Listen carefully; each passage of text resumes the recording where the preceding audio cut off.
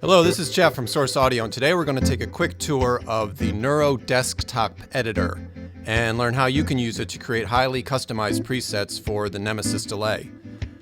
Now, this video is going to focus on the Nemesis Delay primarily, but the Neuro Desktop also works with our LA Lady Overdrive, Kingmaker Fuzz, and Aftershock Bass Distortion. Eventually, it'll work with all our 1 series modulation pedals, the Vertigo, and the Neuro Hub. Okay, the first thing we want to do is go to our website and download the software. And it is a free download. So I've gone to sourceaudio.net. I go to the support menu over here, to downloads, and right a little ways down here on the page, the Neuro Desktop Editor. And scroll down, we have, you can download it for Windows or Mac. So once you've got that, let's get started. Okay, so you'll see we have 3 major sections here. Over to the left is your connections area. This lists all the pedals that are connected through your USB port. In the middle is the main editing window. And since I've got the Nemesis Delay plugged in, you can see these are all my Nemesis controls.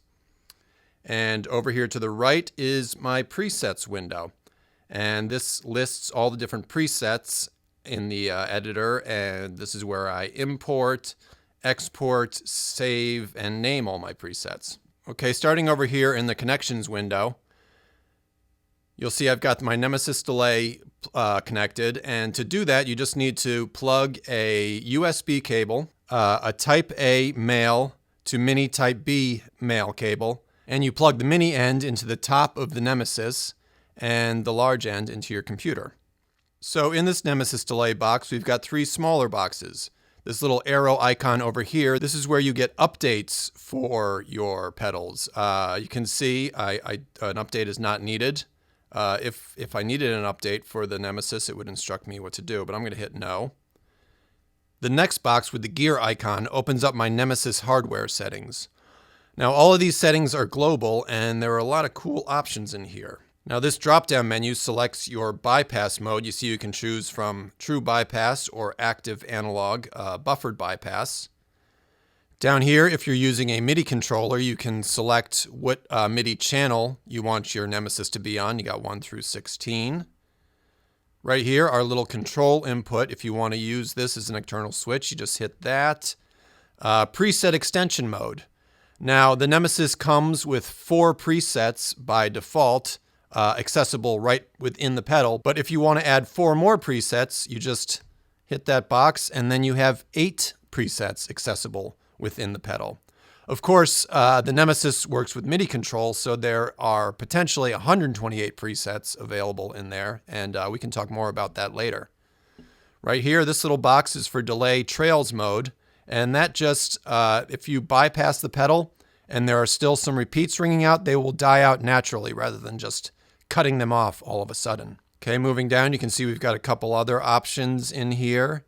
And down at the bottom here are the external foot switch options. So you can plug a 2-switch pedal into the 1/4-inch jack on the top of the Nemesis Delay, and you can assign both of your foot switches to do different things. You can see increment presets, decrement presets, tap tempo.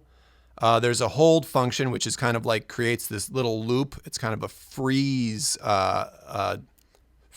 effect. And you can do that with either a momentary switch or a latching switch. And yeah, you can see it's the same options for both of the switches. So very handy. So these are our global settings. Let's close that. And then right here, this wrench icon, you can see this is how we open our editing interface. So I'm just going to hit that, and it opens up my Nemesis editing interface, which moves us to the next box in the Neuro Desktop Editor. This is where all the action happens. This is your editing area. So let's start at the top, and I'll just work my way down and give you a nice overview of all the things that you can do with the Nemesis editor. So this top area, your basic controls, most of what's in here are the same controls that are on the face of the pedal. So first we have our bass effect engine drop-down menu, and you can see as I hit that, there are the 12 types of engines that are on the pedal by default in the effect selector knob, but there's also all these additional delays like the flanger delay, tremolo delay is nice. There's an oil can delay, which is excellent. And of course our Binson drum echoes, single and multi-head, which sound fantastic. So right now I'm using the tape delay. Here we've got our time control, which you can set, to be quick. Or you can push back your delays to be very long.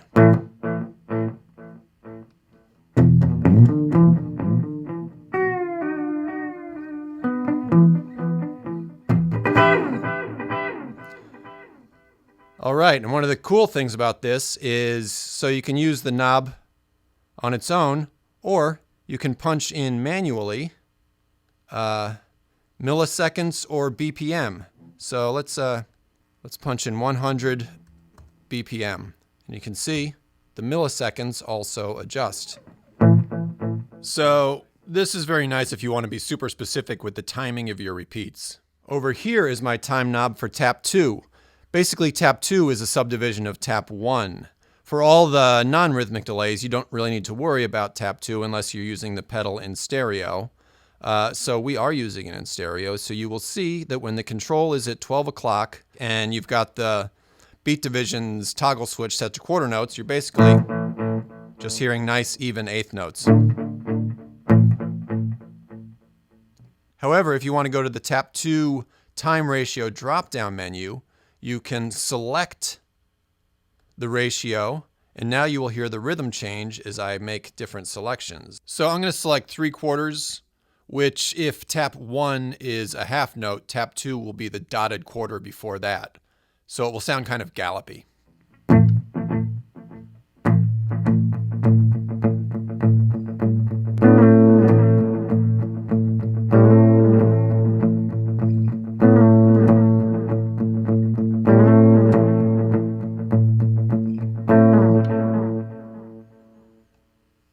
Okay, but let's go back to half notes.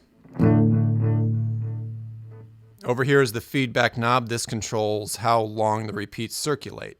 There's this feedback maximum drop-down menu. You can use this to control whether or not you're going to go into self-oscillation. So if you set it to 1.0 and crank your feedback all the way up, you'll get that nice, steady feedback, but it will never go into self-oscillation. However, if you set this above 1.0, you can get into self-oscillation pretty quickly. I'll set it to 2 so that we can get pretty loud pretty quickly. There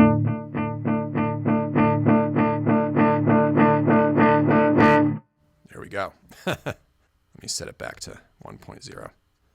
Over here is the wet-dry mix, which is pretty self-explanatory. The way we do the mix is that over to the left is 100% dry. As you move the knob up to 12 o'clock, we slowly bring in the wet signal until at 12 we have a 50-50 mix. Let me bring more feedback here. 50-50 mix. And then as we go to the right of 12 o'clock, we slowly bring down the dry signal.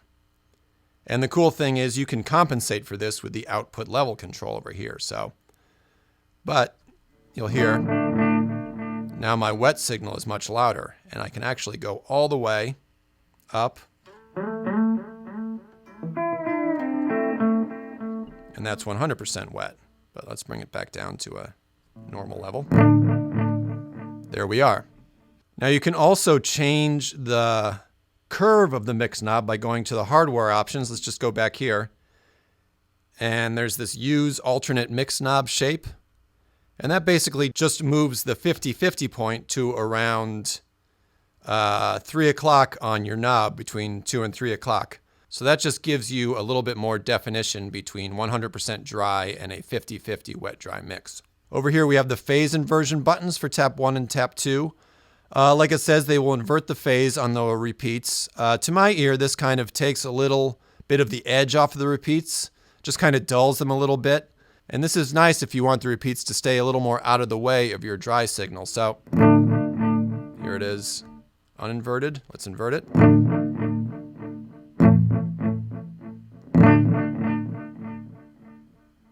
And it's subtle, but it's nice. Down here is the sum to mono button. You can hear I hit that. And my stereo split goes away.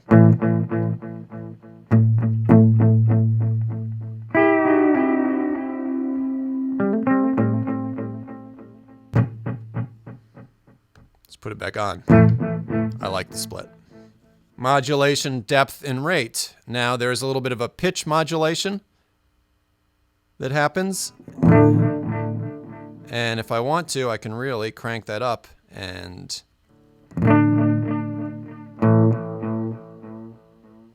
you can hear the wobbliness there. I'm going to turn it down. I like to keep that kind of subtle.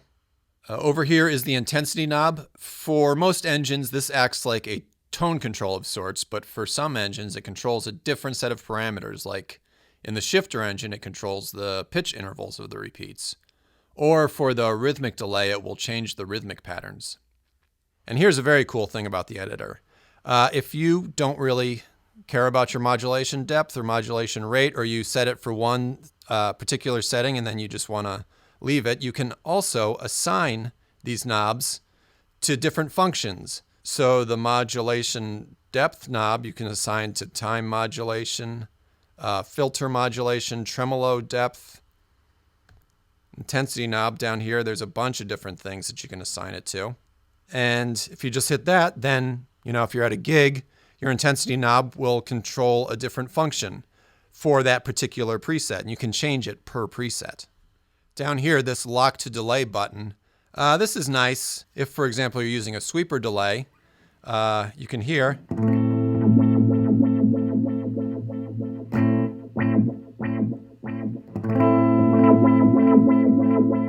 there is a filter applied to that. And I can use this to lock and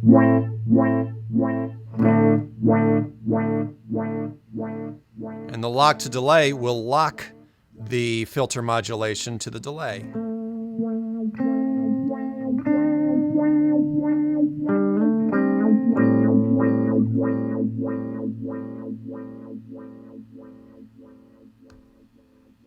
Okay, but let's go back to the tape delay. Okay, moving down to the filtering and destructive controls. This section is excellent. It gives you control of some really impactful parameters that are not available on the face of the pedal. So there's, filtering effects. You can apply a high cut filter to your repeats, a low cut filter. There's diffusion, which sort of smears your delays a little bit. You can add distortion. It's just really dirties things up.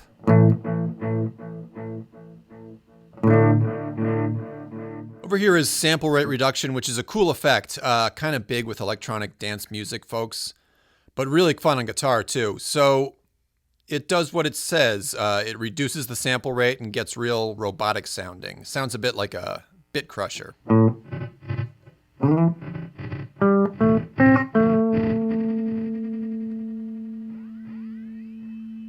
Maybe a little less.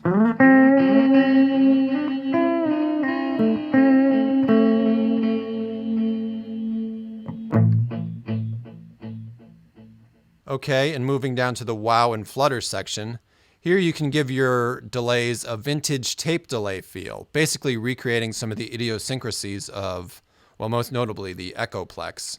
And unlike the modulation up here in the top section, this you can hear more of that warbly sound. And basically it gives you pitch modulation and warbliness, but it's not quite as sort of predictable as the modulation up top. I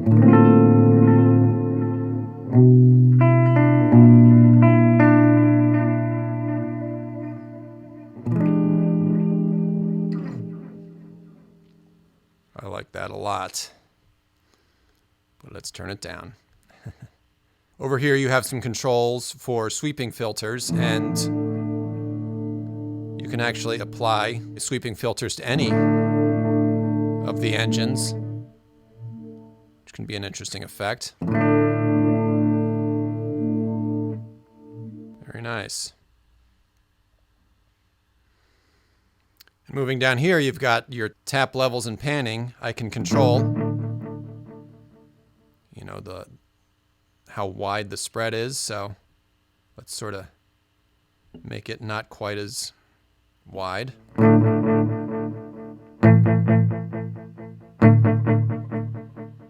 So that's nice if you just want to make it a little more subtle. Spread it out a little bit more. I can also bring down the level of one of the taps, so that's kind of a neat effect. Put an emphasis on the second tap.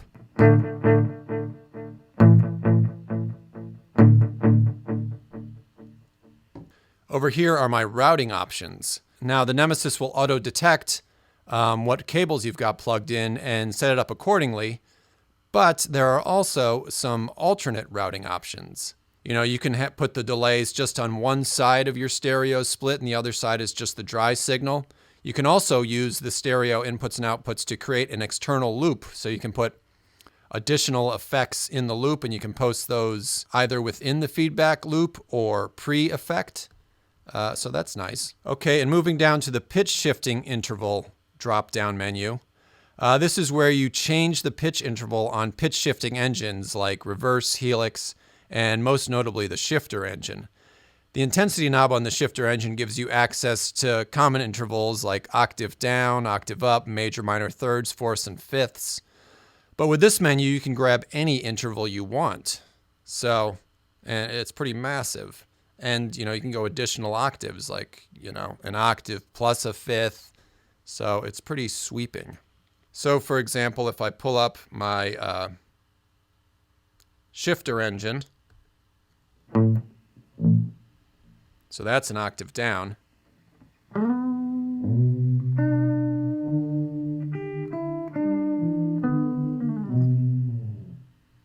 But if I go in here, then I've got a lot at my disposal. Let's grab the augmented fifth, aka minor sixth, one of my personal faves.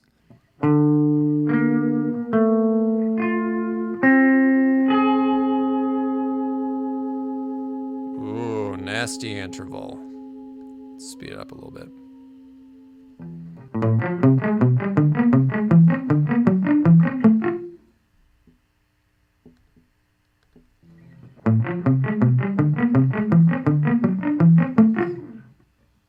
Nice. Let's go back to our tape delay. Trusty tape delay. Right here is on-off status for any MIDI preset recalls. So you can program it to, when it gets a MIDI PC message and it pulls up a preset, you can have the pedal disengaged. So you can go directly to the switch on the pedal and the preset will be waiting there to be engaged. And finally down here we've got external control. You can just hit this button to sync to MIDI clock. And over here, that enables your external expression control. And this drop-down menu allows you to select what you're using. Maybe you've got an expression pedal in the hub, but for a standard expression pedal, you just hit expression pedal input. And you can set the range down here. And all you have to do is grab the knobs. Like if you want to control the time control, I can set my heel down position with the min value, set my toe down position with the max value, and you can see the time parameter is turned green. That just means that expression control has been assigned to time. I can also add the mix, so I can control multiple parameters simultaneously. You'll see time and mix are both being controlled with the expression pedal. So that is a fun tool and very useful. Okay, so let's move over here to the presets window. You can see I have space for up to 128 different presets. Like I mentioned before, 8 of them are accessible within just the pedal. But if you're using MIDI, then you've got 128 presets available to you. You've also got down here at the bottom the 12 effect selector knob positions. So what that means is that, let's say we're using degrade, but you don't want to have degrade because for whatever reason you don't think you can use it. We can go here to our bass engine drop-down menu, and I'm going to select an oil can delay, which is a nice effect. And let's see, we can, make some whatever tweaks we want to make to it. Maybe it's a little too distorted. Maybe you want a little diffusion.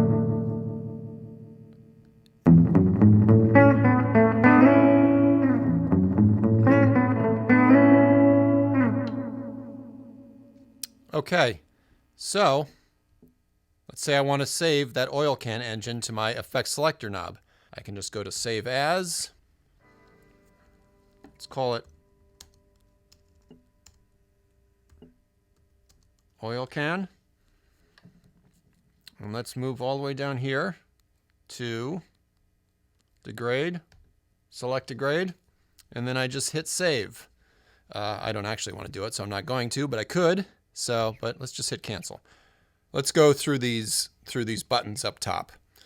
Save, if you're working on a preset that already exists and you've edited it and you like it better than what you had before, you can just hit save and it will automatically save the preset to that preset position or effect selector knob. Save as, if you've got a new preset, you hit save as just like I did with the oil can thing before. But I can also, rather than save that to a position on the effect selector, let's just put it onto one of my 8 preset positions. So I'm going to put that in preset number 3, save, and there it is, oil can right there in position 3. You can see I've already got a couple of presets saved in here in my menu, and I can call them up very easily just like that. Here's a place called space.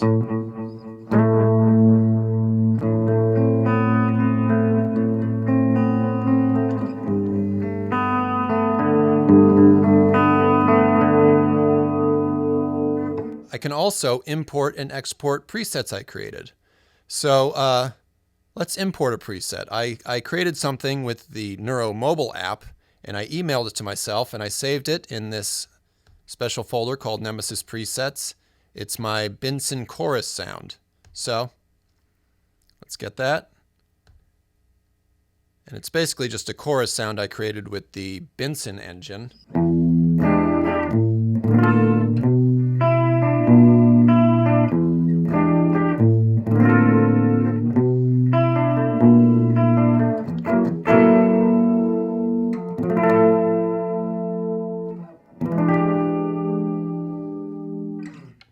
Yeah, so that's that. So I can save that. As you see, Benson chorus, save it to position number 4, save, and there it is.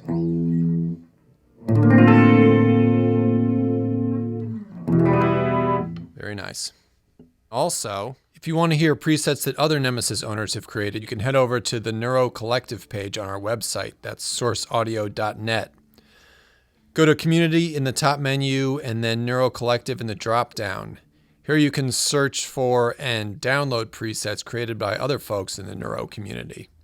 Just select a preset, hit the download button, and save it to your preset folder. There are a ton of great sounds in here. Finally, I'm going to save a preset, and I can export them as .pre files, and then I can email them to other people, and they can easily open them up in their own system and check them out.